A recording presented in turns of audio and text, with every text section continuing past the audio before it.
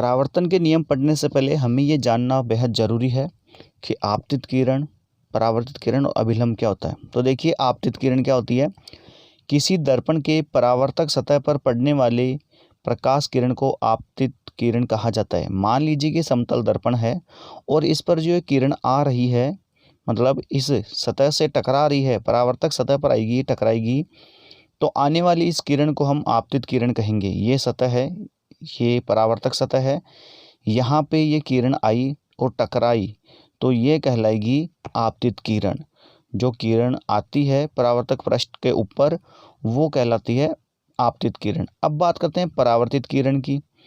परावर्तन के वापस लौटने वाली की प्रकाश किरण को परावर्तित किरण कहते हैं। ये आपतित किरण आई और इस सतह से टकराई और टकराने के बाद जो वापस यहाँ से किरण जाएगी वो परावर्तित किरण कहलाएगी, मतलब परावर्तन के वापस लौटने वाली किरण को। अब बात करते हैं आपतन बिंदु। किसी दर्पण के परावर्तक सतह पर वह बिंदु जिस पर आपतित किरण पड़ती है उसे आपतन बिंदु कहा जाता है। देखिए, ये जो किरण आई और जिस पॉइंट P पे ये जो टकराई तो ये कहलाएगा आपतन बिंदु।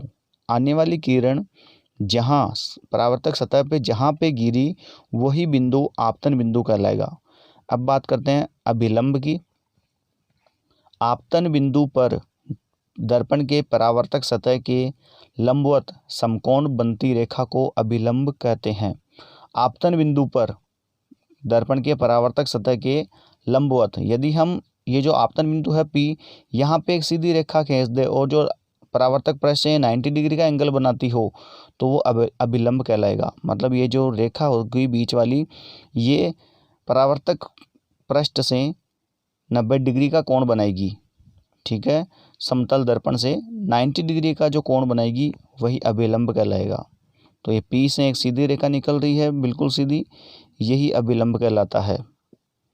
तो आप समझ गए होंगे आपतित किरण, परावर्तित किरण और अभिलंब। अब बात करते हैं आपतन कोण की। आपतित किरण तथा अभिलंब के बीच बना कोण आपतन कोण कहलाता है। इसे कोण I से प्रेजेंट करते हैं। और परावर्तन कोण क्या कहलाएगा। परावर्तित किरण तथा अभिलंब के बीच बना कोण परावर्तन कोण कहलाता है। इसे स्मॉल r से व्यक्त करते हैं, कोण R। अब बात करते हैं प्रकाश के परावर्तन के नियम की, लॉज ऑफ रिफ्लेक्शन। देखिए, आपतित किरण, परावर्तित किरण और आपतन बिंदु पर अभिलंब तीनों एक ही तल में होते हैं। और पहला जो होगा वो आपतन कोण परावर्तन कोण के बराबर होता है, मतलब कोण I बराबर होगा कोण R के। पहला रूल क्या है कि आपतन कोण और परावर्तन कोण दोनों बराबर होते हैं हमेशा। कोण I बराबर होगा कोण R। और एक बात, जो आपतित किरण होती है और जो परावर्तित किरण होती है और जो आपतन बिंदु होता है, ये तीनों अभिलंब के एक ही तल में होते हैं। मतलब आपतित किरण, परावर्तित किरण और अभिलंब तीनों एक ही बिंदु पर मिलते हैं, जिसे P से प्रेजेंट करते हैं, जो कहलाता है आपतन बिंदु। तो ये हो गए इसके दो नियम। प्रकाश के परावर्तन के नियम जो है, पहला है आपतन कोण परावर्तन कोण हमेशा बराबर होते हैं, कोण I बराबर कोण R। और दूसरा है आपतित किरण, परावर्तित किरण और अभिलंब तीनों एक ही तल में होते हैं।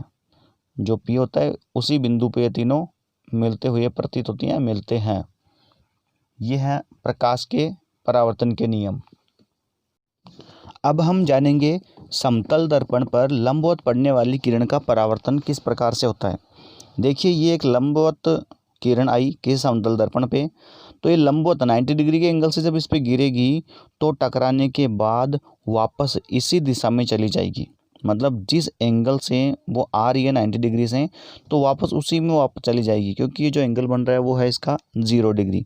0 डिग्री से ही वापस चली जाएगी ये।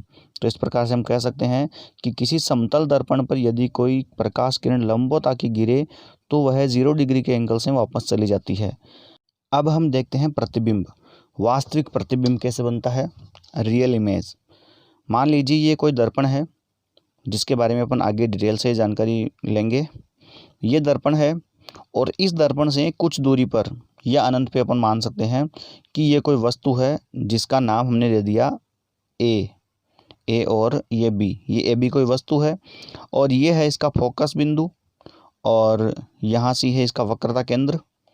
तो हम देखेंगे कि ये जो ए बी बिंदु है इससे आने वाली किरणें किस प्रकार से मिलेगी। ये फोकस बिंदु, ध्रुव और वक्रता केंद्र के बारे में आगे हम डिटेल से पढ़ेंगे। तो ये ए बी से कोई किरण आपतित हुई और दर्पण पे गिरी, दर्पण पे गिरने के बाद टकराकर ये एफ से निकल गई, पहली किरण ये। और दूसरी किरण इसी प्रकार से ये सी से निकलती हुई सीधे दर्पण पे गई और वापस इसी दिशा में लौट गई। तो ये जो यहाँ पे बिंब, इसका बिंब का प्रतिबिंब बन रहा है, ये यहाँ पे ये एक बिंदु पे मिल रही है दोनों किरणें, तो हम इसको नाम दे देते हैं ए डैश और बी डैश। तो ये वास्तव में यहाँ पे मिल रही है, ये जो ए बी का प्रतिबिंब बन रहा है वो वास्तव में मिलता हुआ हमें प्रतीत हो रहा है। तो ये वास्तविक प्रतिबिंब देखिए, आप खुद देख सकते हो यहाँ पे कि यदि किसी बिंदु से चलने वाली प्रकाश की किरणें दर्पण से परावर्तित होने के पश्चात किसी दूसरे बिंदु पर वास्तव में मिलती हो तो बनने वाला प्रतिबिंब वास्तविक होगा। वापस देख लीजिए, इसकी डेफिनेशन क्या है कि अगर रियल में मिलता हुआ हमें प्रतीत हो रहा है या दिख रहा है तो वास्तविक प्रतिबिंब कहलाएगा। ए बी से निकलने वाली किरणें निकली और दोनों ही, पहली जो गई सीधी दर्पण पे और एफ से होती हुई इसका परावर्तन हुआ और दूसरी आपतित हुई सी से और सी में ही परावर्तित हो गई। अब देखते हैं आभासी प्रतिबिंब। देखिए, मान लेते हैं समतल दर्पण है और समतल दर्पण से कुछ दूरी से दो किरणें आई, टकराने के बाद दोनों इस दिशा में निकल गई। तो देखिए, ये वास्तव में यहाँ पे नहीं मिलेगी, सीधी चलती रहेगी आगे। तो हम इसको पीछे की तरफ मान लेंगे कि एक बिंदु पे मिल रही है, पीछे की तरफ बढ़ाएंगे तो हमें ये प्रतीत होगा कि ये एक जगह पे मिल रही है। तो हम केवल इसको मान सकते हैं, वास्तव में नहीं बन रही है ये, हम मान रहे हैं तभी हमें लग रहा है कि ये आभासी प्रतिबिंब होगा। तो हम कह सकते हैं कि यदि किसी बिंदु से चलने वाली प्रकाश की किरणें दर्पण से परावर्तित होने के पश्चात किसी दूसरे बिंदु पर वास्तव में नहीं मिलती हो बल्कि मिलती हुई प्रतीत होती हो, तब बनने वाला प्रतिबिंब आभासी होगा। मतलब पीछे की ओर हम इसको बढ़ाने पर देखेंगे कि ये शायद इस बिंदु पे मिल जाए, आभास हो हमें उसका मिलने का। अब हम बात करते हैं प्रकाश के गुण। देखिए, प्रकाश में कौन कौन से गुण होते हैं। पहला है प्रकाश की चाल 3.10⁸ मीटर प्रति सेकंड होती है, जिसको यदि हम किलोमीटर में लें तो लगभग 3 लाख किलोमीटर पर सेकंड के हिसाब से आ जाएगा इसका। और दूसरा है दृश्य प्रकाश की तरंग दैर्ध्य 3900 एंगस्ट्रम से 7800 एंगस्ट्रम, मतलब 3900 एंगस्ट्रम से 7800 एंगस्ट्रम तक होती है। मतलब इसके चलने की क्षमता, प्रकाश की जो तरंग दैर्ध्य होती है ना, सीधी रेखा में चलने वाली। तीसरा है प्रकाश सीधी रेखा में चलता है, प्रकाश हमेशा सीधी रेखा में ही गमन करता है। ये हमेशा ध्यान रखना। प्रकाश की चाल जो है वो 3 × 10⁸ मीटर प्रति सेकंड के बराबर होती है, मतलब 1 सेकंड में इतनी फास्ट गति से चलता है। चौथा पॉइंट है प्रकाश के कारण वस्तुएं हमें दिखाई देती है लेकिन प्रकाश स्वयं हमें दिखाई नहीं देता है। प्रकाश हमें वस्तुएं दिखाई देती है लेकिन प्रकाश हमें दिखाई नहीं देता है। अगला पॉइंट है प्रकाश जब किसी तल से टकराता है तो उसका परावर्तन हो जाता है। मतलब प्रकाश किसी तरह से टकराएगा तो उसका हमेशा परावर्तन होगा। अब सूर्य का प्रकाश श्वेत होता है या रंगीन होता है, ये देखेंगे। अगर आप कहो कि सूर्य का प्रकाश श्वेत होता है तो आप बिल्कुल गलत हैं, क्योंकि सूर्य का प्रकाश 7 रंगों से मिलकर बना होता है। इसमें 7 रंग होते हैं, जिसको हम कह सकते हैं बेनी आह पिनाला। बेनी आह पिनाला का मतलब बैंगनी, आसमानी, हरा, पीला, नारंगी, लाल, इस प्रकार से ये कलर अलग अलग बटे हुए रहते हैं। और इसका प्रयोग प्रैक्टिकल जो है वो घर पे भी कर सकते हो। कैसे?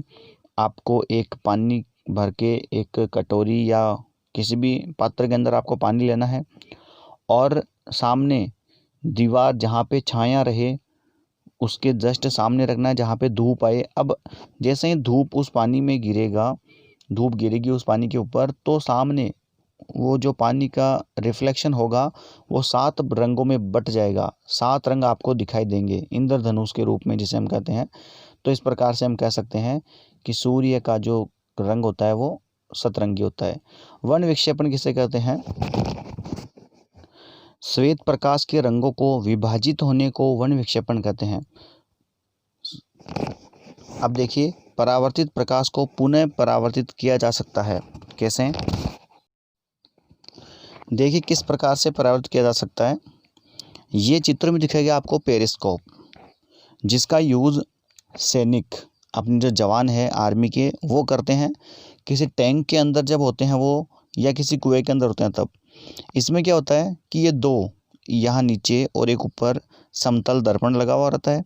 जब प्रकाश की किरण यहाँ इस समतल दर्पण पे टकराएगी और उसके बाद टकराने के बाद सीधी जाएगी नीचे वाले समतल दर्पण से। यहाँ से प्रकाश किरण आई, टकराई, और टकराने के बाद वह सीधी नीचे टकराकर जिसका परावर्तन होगा और वह दूसरे समतल दर्पण से जाकर टकराएगी यहाँ से, और यहाँ से टकराने के बाद वो सैनिक की आँख पर जाके गिरेगी, तो सैनिक को बाहर का प्रतिबिंब साफ क्लियर दिखाई देता है।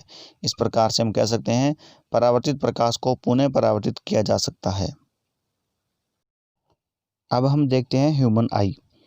ह्यूमन आई मतलब मानव आँख। यह हमारे शरीर का बहुत ही इम्पोर्टेंट भाग होता है, बहुत ही महत्वपूर्ण अंग होता है। देखिए ये है इसका कॉर्निया, सबसे ऊपरी जो भाग है कॉर्निया। कॉर्निया जो होता है वो होता है पारदर्शी, जिसकी सहायता से प्रकाश अंदर जा सकता है। अगर ये पारदर्शी नहीं होती तो प्रकाश अंदर नहीं जा पाता और हम कुछ नहीं देख पाते। इसलिए जो कॉर्निया होता है वो एकदम पारदर्शी होता है और जिससे हमें वस्तुएं दिखाई देती है। इसके आगे लगे होते हैं लेंस। ये है लेंस हमारा, और यह है परितारिका जिसे आइरिस भी कहा जाता है, और यह है पक्षमापेशी, और यह है रेटिना। आँख से हम किसी भी वस्तु को देखते हैं तो उसका प्रतिबिंब हमेशा रेटिना पे ही बनता है। और इसी प्रकार से ये हो गया प्रकाशित तंत्रिका जो हमारे दिमाग से जुड़ा हुआ रहता है। तो आखिर ये जान लिया जाए कि हमारा जो नेत्र है वो किस प्रकार से काम करता है। सबसे पहले प्रकाश की किरण आई यहाँ से, ये अंदर लेंस पे प्रकाश गिरेगा और लेंस इसको फोकसित करेगा रेटिना पे। तो जिस भी वस्तु को हम देख रहे हैं उसका इमेज बनेगा यहाँ पे, लेकिन ये जो इमेज बनेगा ना वो उल्टा बनेगा। फिर ये नर्वस सिस्टम के द्वारा जाएगा ब्रेन में, मतलब दिमाग में, और ब्रेन फिर इसको सीधा करेगा। और ये परितारिका का काम है प्रकाश को नियंत्रित करना। जैसे कि मान लीजिए आप किसी तेज़ धूप वाले एरिया में जाते हैं जहाँ पे धूप तेज़ है, तो परितारिका क्या करेगा कि ये जो मांसपेशियाँ जो है परितारिका यहाँ से फैल जाएगी। यहाँ से ये फैलेगी तो प्रकाश के जाने का जो रास्ता है वो छोटा हो जाएगा और प्रकाश यहाँ से कम जाएगा। तो क्या होगा हमारे लिए, वह सुरक्षित रहेगा। ज़्यादा प्रकाश अगर जाएगा तो आँख के लिए असुरक्षित रहता है, आँख की रोशनी भी जा सकती है, इसलिए वो प्रकाश को नियंत्रित करता है। और कभी कभार हम क्या देखते हैं, किसी अंधेरे कमरे में जाते हैं तो हमें कोई वस्तु दिखाई नहीं देती है, तब हमें अधिक प्रकाश की ज़रूरत होती है। तब परितारिका यहाँ से सिकुड़ जाएगी और रास्ता बड़ा हो जाएगा, तो प्रकाश सीधा हमारी आँख पे गिरेगा, जिससे हमें वस्तुएं आसानी से दिखाई देगी। और जो अपनी पक्षमापेशी है वो लेंस का एक्सटेंड होता है। ये लेंस को नियंत्रित करने का काम करते हैं, मतलब लेंस को पतला या मोटा बनाने का काम करते हैं, दूर की वस्तुओं को देखने में या पास की वस्तुओं को देखने के लिए। इस प्रकार से वो लेंस को नियंत्रित करता है। तो ये थी अपने ह्यूमन आई की स्ट्रक्चर।